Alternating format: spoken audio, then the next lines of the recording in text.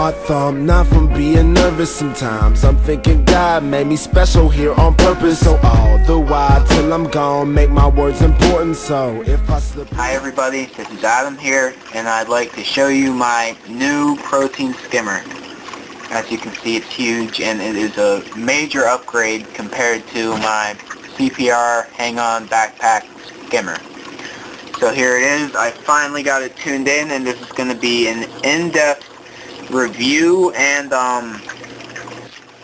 just kind of like manual, I guess you could call it, on the skimmer. So here it is. This is the skimmer cup. This kind of carries all the skimmit that is produced by the air bubbles reaching the top of the reaction chamber, and on those air bubbles proteins are carried, and it's because proteins are hydrophobic. And a good example of proteins being hydrophobic is probably if you guys have ever seen a film on the top of your aquarium water. It's like a oily film. That's the proteins. They're trying to attract the air.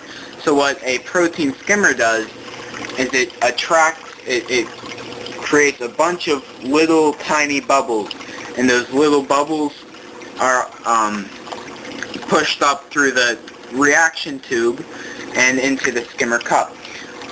So all the proteins, since they're hydrophobic, connect to those air bubbles, and they're carried up with the air bubbles into the skimmer cup. And that's the effectiveness of the skimmer itself. I mean, it works well on what it does, and it reduces your nitrates because of it, and your phosphate. So the hang-on the Red Sea hang-on Berlin skimmer has a, if you see this airline tube, it's a venturi skimmer. So what it does is it takes air and it gets chopped up in a pump, which is down here, the Rio 2500. And basically what happens is that's what creates the small bubbles that rise in the tank. This is the output, and this just it overflows into after the reaction tube, and everything but the air bubbles go out here and back into the sump. Works pretty well, but I'm gonna have to buy a filter sock for it because of all the micro bubbles, as you can see. It's actually starting to make my Chetamorpha float because of it. But I mean, that's not a problem at all, because that's just more oxygenation to the tank, which raises the pH, which I want to happen. I want it to happen, I mean. And yeah, so great skimmer. One thing I did have to do, because the bottom of the base was cracked. It's usually a square, but I had to break it off into a circle. And there's a little bump at the bottom of it. So what I had to do was I had to put a square of egg crate under it just to keep it balanced.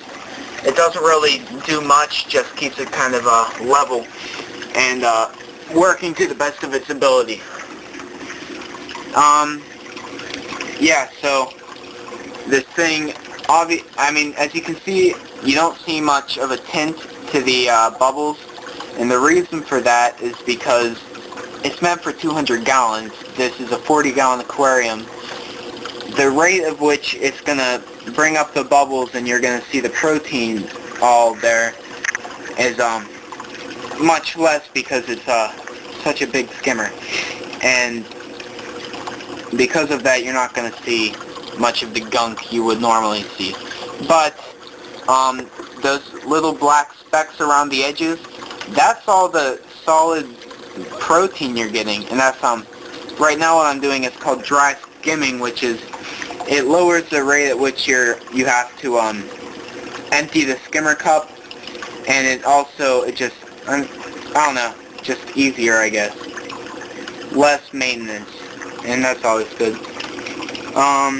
Yeah, so that's basically it. I mean, great skimmer. Obviously free is even better, so you can't complain with that. And yeah, I mean, I'm very pleased with this thing. It's actually pretty quiet.